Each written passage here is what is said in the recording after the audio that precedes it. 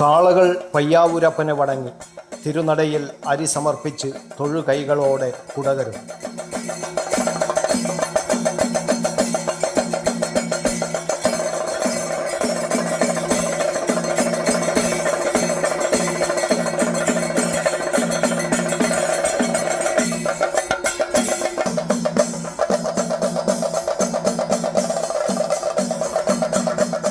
പയ്യാവൂരിൽ കുംഭം 8-9 ഉത്സവം കുടകരുടേതാണെന്നാണ് വിശ്വാസം.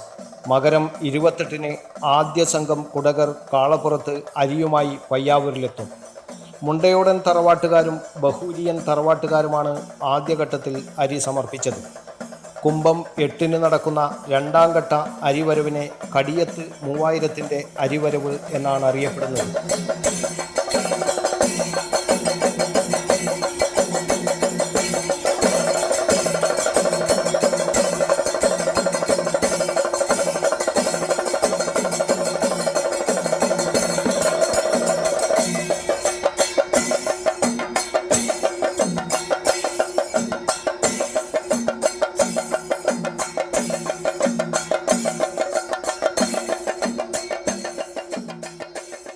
പൗരാണികമായി കുടക് സ്വാമിയുടെ ആജ്ഞപ്രകാരം കുടകിലെ ഭക്തരായ സാമാന്യ ജനങ്ങളാണ് കുംഭം 8-ന് പയ്യാവൂരപ്പന് അരി സമർപ്പിക്കുന്നത്.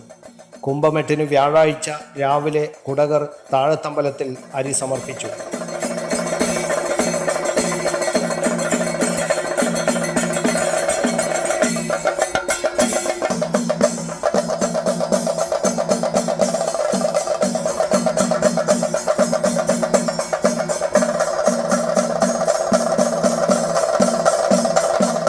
രാത്രി കുടകർ പയ്യാവൂരപ്പൻ്റെ സന്നിധിയിൽ തുടികൊട്ടി പാട്ടുപാടി ഉറഞ്ഞു തുള്ളി തങ്ങളുടെ ആവലാദികളും വേവലാദികളും പയ്യാവൂരപ്പൻ്റെ മുന്നിൽ അർപ്പിച്ചു.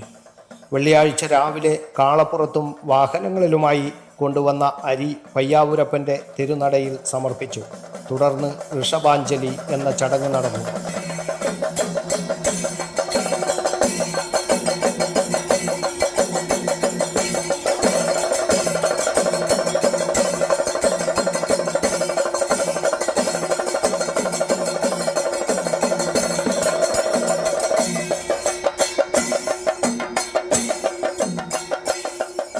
കിരാതമൂർത്തിയുടെ ഊട്ടുത്സവത്തിന് വേണ്ട അരിയുമായി എത്തിയ കാളകൾ മടങ്ങുന്നതിന് മുമ്പ് പയ്യാവൂരപ്പനെ തിരുനടയിൽ വന്ന് വണങ്ങുന്ന ചടങ്ങാണ് ഋഷഭാഞ്ജലി.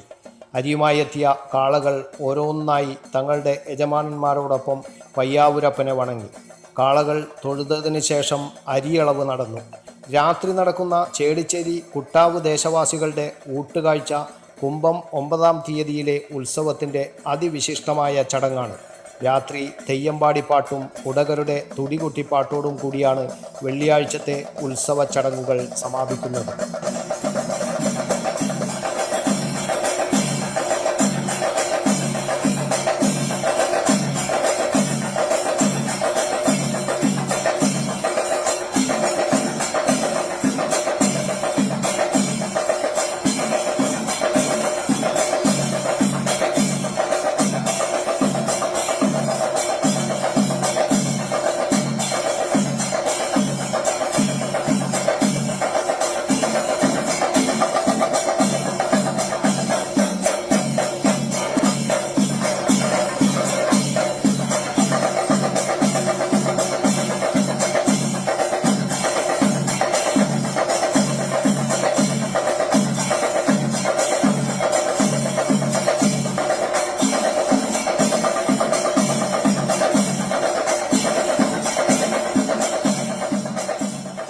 News bureau, Kannur media.